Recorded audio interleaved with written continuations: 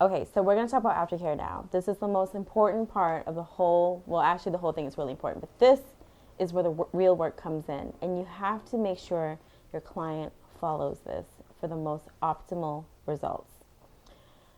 So as soon as they leave your studio, you're going to ask them to dab their eyebrows every 5 minutes for the first hour with some plain old tissues.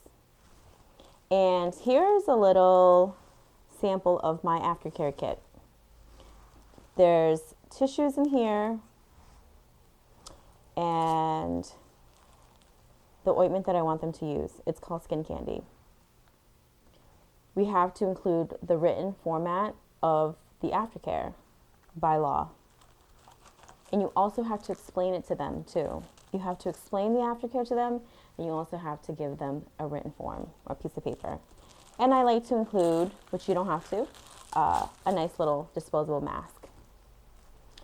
So as soon as your client leaves the studio, for the first hour, they're going to dab their eyebrows with a tissue like this.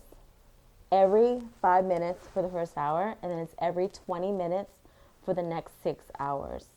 Make sure you stress this fact. Like, they need to do it. Before they go to bed tonight, ask them to wash their eyebrows. So you wash your eyebrows every morning and night, starting tonight. Use something really gentle. I like Cetaphil or Cetaphil. You lather it in your hand really nicely and then wash your eyebrows like this and go back and then rinse really well with water. Dab it dry with a paper towel. Do not use toilet paper and do not use plain old towels for infection control. After the eyebrows are dry, you're going to take a clean Q-tip and apply the Skin Candy or any of the ointment that you give them. And you have to do a tiny, tiny amount. So go like this and go like that with a Q-tip. You do it at nighttime, starting the day of the procedure, and you do it again in the morning. So morning and night for 10 days. In the shower, when they take a shower, you want to tell them to apply a thick layer of A&D ointment to protect the eyebrows from getting too wet. So you can just go in there and they wash their eyebrows, wash their hair and take their shower, the normal shower, however they want, without worrying about the eyebrows. When they're done with the shower, just wipe it off with a clean tissue. So what to expect during healing. Day 1 to day 3, the eyebrows are really dark, bold, red, and a little swollen. This is kind of the part where they freak out a little bit. You have to reassure them that this is part of the normal process.